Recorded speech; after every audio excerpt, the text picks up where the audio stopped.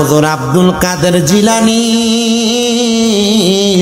ও হুজুর গো, আমি বড় বয়স্ক, আমার একটা সন্তান, এই সন্তানটারে আপনি আব্দুল কাদেরের কাছে আমি দিতে চাই। কেন গো মা, কেন দিবা? বলে আমার সন্তানটারে আপনি 4 প্রকারের এলেম শিখাইবেন। এ মা, কোন 4 প্রকারের এলেম? বলে এলমে শরীয়ত, এলমে তরিকত, এলমে হাকিকত, এলমে মারিফত। জোরে কন্যা সুবহানাল্লাহ। ওরে বাবা, ওই মহিলা বলে হুজুর, এই 4 প্রকারের এলেম যদি আমার সন্তান শিখে, আমার সন্তান আল্লাহওয়ালা হবে। মারহাবা কন্যা, আমার সন্তান আল্লাহওয়ালা হবে। হুজুর, এই নেন আমার সন্তানটাকে আপনার কাছে হাওলা করলাম। হুজুর গৌসে পাক ওনাকে ওনার কাছে রাখলেন। মহিলাটা 3 মাস পরে গৌসে পাকের দরবারে হাজির। আইসা গৌসে পাকের দরবারে দাঁড়ায় দাঁড়ায় দেখতেছে গৌসে পাক এবং ওই সন্তানটা একটা একটা দস্তরখানায় বৈশা খাবার খাইতেছে। হুজুর গৌসে পাক আব্দুল কাদের জিলানী ডাক দিয়া বলতেছে, গো মা, আপনি দরবারে আগমন করেন।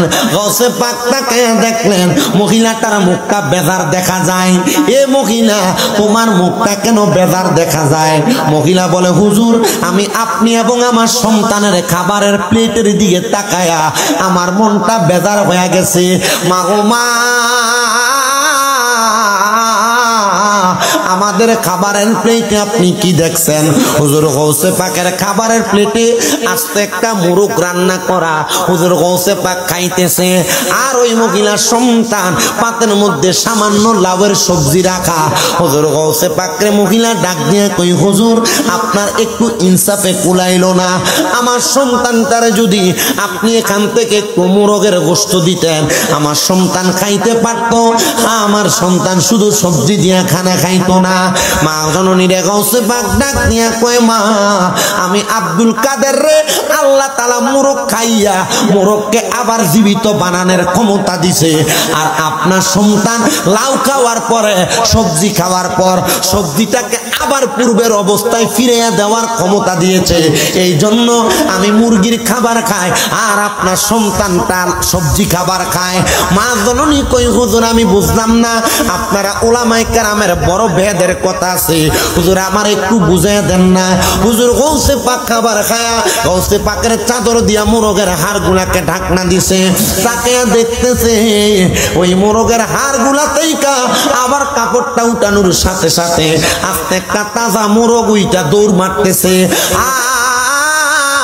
ওই মহিলার সন্তান সবজিগুলা খাওয়ার পরে রান্না করার পূর্ব মুহূর্তে সবজি যেই সোলাগুলা উস্পাগুলা আলাদা রাখছিল, এগুলা ঢাকনা দিয়া কি যেন পড়ছে, কাপড় উঠে দেখে আগের মতো সবজি সেই জায়গায় আছে।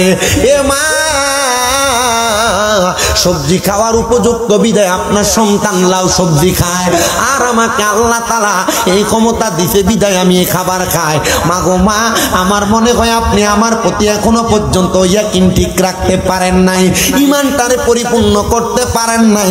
জান গো মা, যান, আপনার সন্তান আপনি আমার কাছ থেকে নিয়ে যান। মা ডাক দিয়ে কই, বাবা, আমি অন্যায় করেছি, আমি ভুল করেছি, আপনি আমাকে ক্ষমা করে দিবেন। আপনার মতো বড় পীর আমি চিনি নাই। কেমন বড় পীর জানো? তোমরা যারা এখানে অনেক দরবারের বায়াত আছো, বিভিন্ন জায়গায় বিভিন্ন দরবারের বায়াত আছো, বাবা মনে রাখবা, সব দরবারের বায়াত হও না কেন, তোমার পীরের কাঁধের উপরে গৌসে পাকের কদম আছে। আশেক লিখতেছে, ওরে তোমার কাঁধে নবীজির কদম, আইরে সব ওলিদের কাঁধে তুমি গাউসের কদম। কন্যা তোমার কাঁধে নবীজির কদম, আইরে সব ওলিদের কাঁধে তুমি গাউসের কদম। আইরে দয়ার নজর করো আমায় গো গাউসে সামদানি, দয়ার নজর করো গাউসে সামদানি।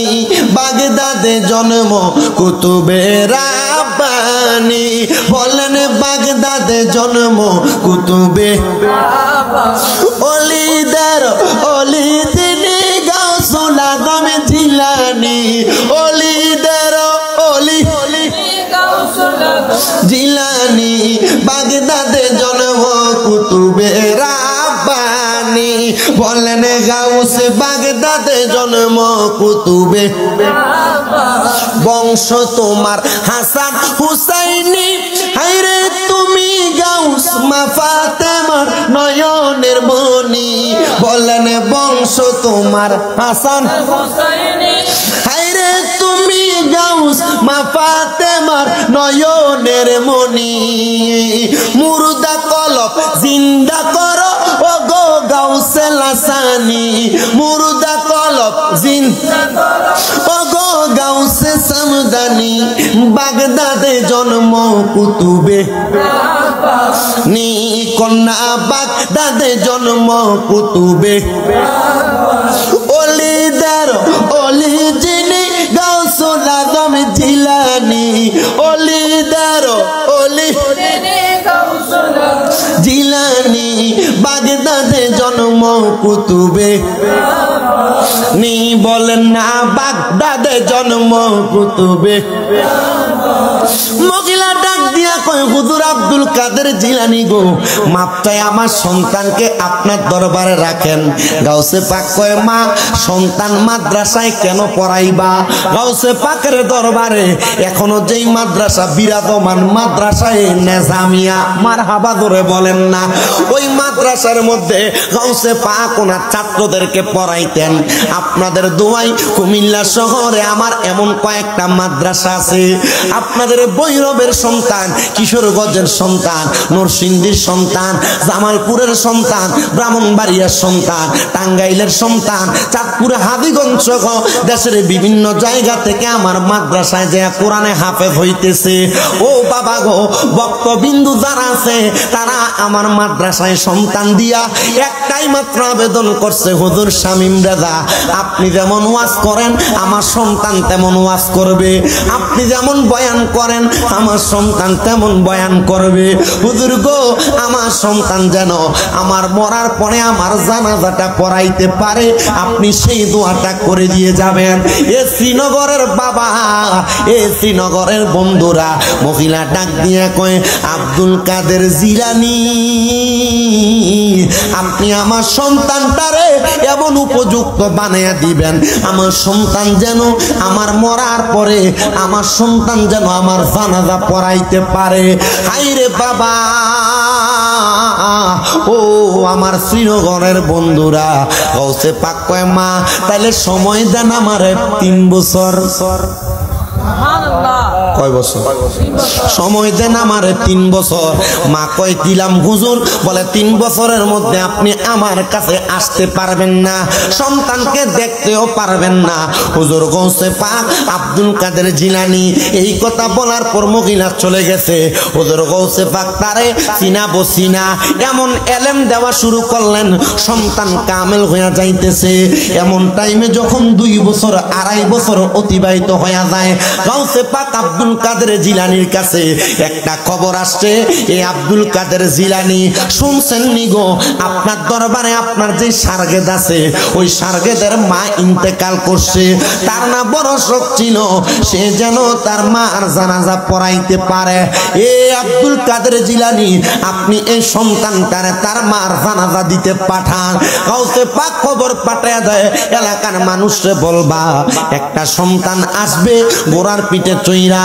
তার মার জানাজা পড়াবে তার মার জানাজা পড়ে আসে আবার চলে যাবে মানুষ যেন তাকে সম্মান করে মানুষ যেন তাকে ইজ্জত করে গাউসে পাক আব্দুল কাদের জিলানি তার মার জানাজার নামাজে তারে পাঠাইতে পারে নাই কারণ তারে 3 মাসের জন্য রিয়াজতে পাঠাইছে যদি রিয়াজত শেষ না হয় তারে তার মার জানাজাতেও পাঠাবে না গাউসে পাক নিজে পাঞ্জাবি লাগায়া মাথাটার মধ্যে একটা কাপড় দিয়া ঢাকনা দিয়া গাউসে পাকের ঘোড়ার উপরে উইটা চড়তে চড়তে ওই এলাকায় চলে গেছে মায়ের জানাজা পড়ার জন্য মানুষ শত শত দাঁড়ায় আছে গাউসে পাক সে জায়গায় দাঁড়ায়া আল্লাহু আকবার বলে 4 তাকবীর জানাজা শেষ করছে জানাজা যখন শেষ করছে জানাজা শেষ করার সাথে সাথে গাউসে পাক দোয়া করে সেখান থেকে আবার চলে গেছে মানুষ ওনাকে বড় সম্মান করেছে মানুষ বড় ইজ্জত করেছে এবার 3 বছর শেষ হয়ে গেছে গাউসে পাক আব্দুল কাদের জিলানি জিলানী এবার ডাক দিয়া বলতেছে, বাবা যাও যাও যাও, তোমার আম্মা জানের কাছে আমি 3 বছর সময় নিয়েছি। 3 বছর হওয়ার পরে তুমি আমার কাছ থেকে তোমার আম্মা জানের কাছে যাইয়া, মারহাবা কন্যা মারহাবা, তোমার আম্মা জানের কাছে যাইয়া, আম্মা জানের কাছে যাইয়া তুমি একটু দোয়া কইরা দিয়ে আসো। সন্তান এবার গৌসে পাকের দরবার থেকে যাবে, গৌসে পাক তারে দাঁড় করাই, হে বাবা আমার ঘোড়াটা তুমি একটু আজকে নিয়ে যাও, আর আমার আজকানটা পাঞ্জাবিটা লাগায়া, মাথার মধ্যে কাপড় লাগায়া তুমি তোমার এলাকাতে ছুটে যাও। এবার গৌসে পাকের পাঞ্জাবি, গৌসে পাকের সুন্দর ঢোমাটা মাথার মধ্যে লাগায়া সুন্দর করে ওই সন্তানটা রওনা করেছে। যখন তার এলাকায় প্রবেশ করে, এলাকার মানুষ আহলান ওয়া সাহলান বলে তার স্বাগতম জানায়। ও এলাকাবাসী, তোমরা কি আমার চিনো?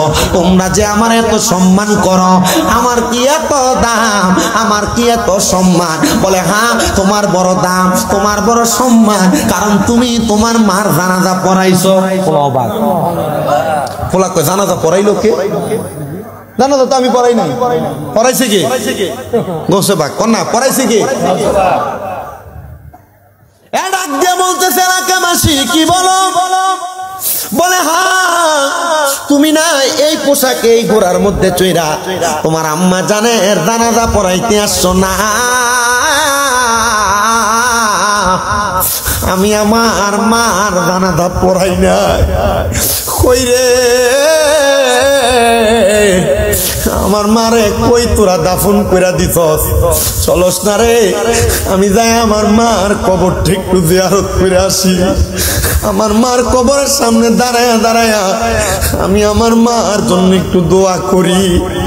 আজ এখানে কত সন্তানেরা বইছে রে, 1 বছর 2 বছর হইয়া যায়, মার কবরটার সামনে যাও না। কত সন্তান এখানে বইছ, অনেক সন্তান গুরুস্থানে যাবে, মার কবর কোনটা বাপের কবর কোনটা চিনে না। এরা শ্রীনগরের আমার মা, এ মহিলারা